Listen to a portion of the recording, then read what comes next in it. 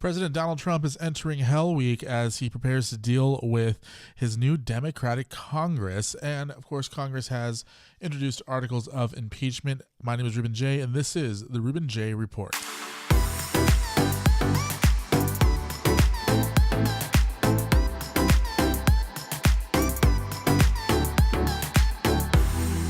Now, we all knew that this day was coming. We all knew that Donald Trump would one day have to face dealing with a Democratic Congress. Now, the only good thing about this is that there's still a Republican-led Senate, but the Democratic-led Congress is going to make Donald Trump's life a living hell over the next 2 years. And at the same time, they might give him the 2020 election because they are going to be all over the place, and they're going to make sure that they do their best to fight Donald Trump at every possible turn. And they are also going to try to strike him through Congress.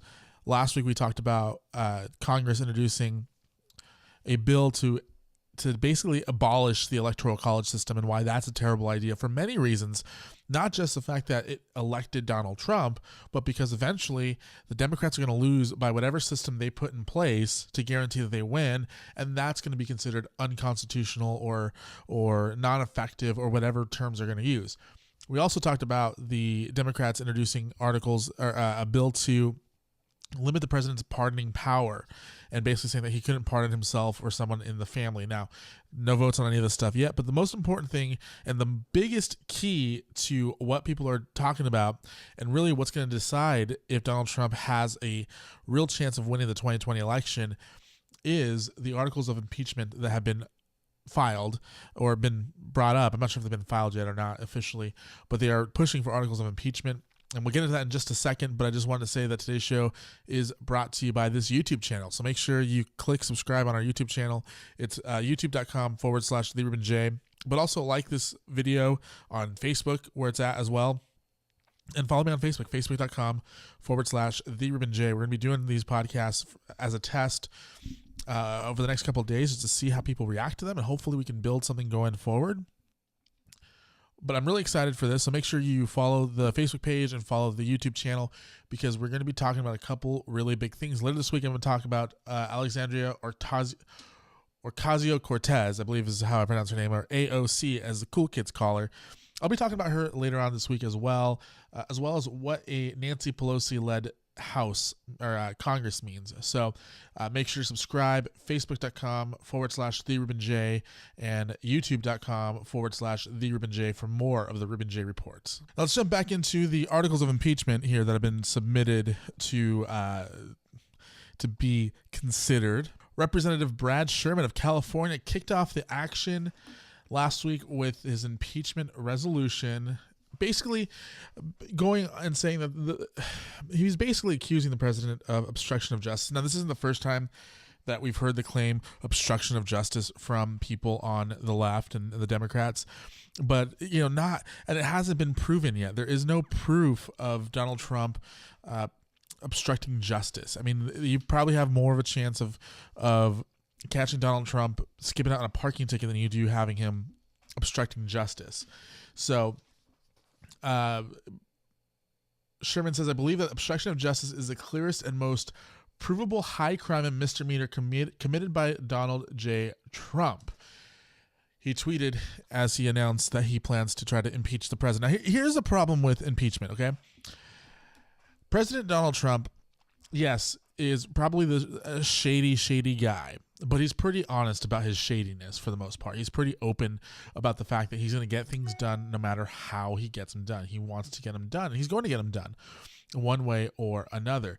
Now, he, at the same time, will fight for what he believes in, even if that means bending the truth and sometimes even flat out lying about it, which I think every president is like that. Barack Obama, you can keep your doctor. George H.W. Bush, no new taxes. It's all happened before. Weapons of mass destruction, I do not have sexual relations with that woman. Everyone has done that. And it's not the best excuse to lie. Using the fact that everyone else in that same office has lied before you as a way why you can lie isn't a great excuse. This isn't the fifth grade where, oh, why did you hit Timmy? Oh, because Timmy hit me first. That's not a good excuse. It's never been a good excuse. It was never been a good excuse for me as a kid. It's never been a good excuse for my parents. That never worked with me when my brother hit me or I hit my brother and, they say, what happened? Oh, they hit me first. That's never been a good excuse, and it's never going to be a good excuse no matter what part of the world you live in. And no matter what job you have or what status you have in life, that's never okay. So, but did Donald Trump blatantly obstruct justice? I don't think so. I don't think Donald Trump knows what obstruction of justice is to actually try doing it. I really don't. I don't think the president of the United States sat in his office and thought, you know what I'm going to do? I'm going to get James Comey to drop this Russia thing, before it gets out of hand. I don't think that President Trump is sitting here thinking, I really need to do something about James Comey. I really need to get rid of him. I think James Comey was a flawed FBI director. I think James Comey had an agenda with how he handled the Hillary Clinton investigation. I think James Comey had an agenda on how he handled his firing from the FBI. I think James Comey is a shitty person. But do I think that President Trump knew that?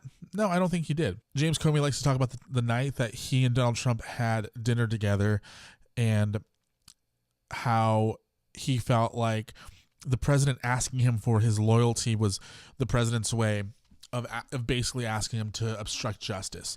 Now, the problem with this is it's literally a he said, she said. You have James Comey, who, for all intents and purposes, might run for president in 2020. He essentially set up his fall plan has seemed to be an attempt to run for president against Donald Trump. You have James Comey, who is a flawed character. James Comey is a flawed man. Then you have Donald Trump on the other side of things, who is just as flawed, if not slightly more flawed than James Comey, but also the president of the United States. You have the two of them at dinner alone. No witnesses, no third party, no credible account of what happened. James Comey can say that Donald Trump tried to make a move on him, and there's no proof. Donald Trump can say that James Comey tried to get him to confess to crimes that did not happen. There is no proof. James Comey's account of what things may or may not have happened at that dinner is not credible. So obstruction of justice by the President of the United States is not a credible claim. Now let's talk about what happens if the Democrat-led Congress does decide to go ahead and impeach Donald Trump. Donald Trump's base now has a renewed focus and reason as to why they are being attacked. As somebody who voted for Donald Trump, as somebody who predicted that Donald Trump, if he ran for president, would become president of the United States in 2011, as somebody who likes having Donald Trump as president, if the Democrats try to impeach him, it's going to give me another reason to vote for him. It's going to give me another reason to fight for my president. And it will give me another reason to continue to do things like this, a podcast where I go into detail as to why President Trump is doing a pretty decent job as president of the United States, despite the opposition of the left. All these articles of impeachment and this talk of impeachment, all that does for Donald Trump is give him just a little bit more gas to fight in 2020. He is going to use this as a as a way to say they're not just attacking me and what I stand for, they're coming after you, the people of the United States. It's the same reason that he won in 2016. Donald Trump won the 2016 election because he was able to tap into the heart of America. And some people might take that as saying, oh, well, he capitalized on the fears of Americans. Well, you know what? Every election, that's what people win and lose off of. The fear of people's emotion, the fear of people who don't have health insurance to vote for somebody who isn't planning on giving them health insurance. The fear of somebody who lives off of food stamps and government assistance. They're going to vote for somebody who's going to guarantee that they still get that assistance. It's just how it's going to be. If somebody comes to you and says that they're going to try to change something that you depend on to make your life better, but change is scary, you're going to vote against them. Donald Trump found issues that were on the hearts of every American that gives a damn about this country. Border security, police safety, jobs, a better economy. Anybody who cares about these United States wants border security, wants police officers to feel safe, be safe, and be able to do their job, wants an opportunity for more jobs, wants the stock market to do well. Because if the stock market's not doing well, there are no jobs. If there are no jobs, there's going to be more crime. And if there's more crimes and the cops don't feel safe, they're not going to be able to do their job effectively. And border security is a key metric to safety in the United States. Border security is a key metric to jobs in the United States. Border security is a key metric to a healthy economy in the United States. And that's not me saying that immigration's a bad thing, because that's what a lot of people think when you hear, oh, we need to build a wall. People think that you are assuming or stating that immigration is a bad thing. But let me tell you this, everyone who's listening to this right now, immigration is a great thing. Legal immigration is a great thing. Illegal immigration is terrible. But beside the point, that I just went off on a tangent there. Articles of impeachment are just going to help re-elect Donald Trump in 2020. They have nothing on him.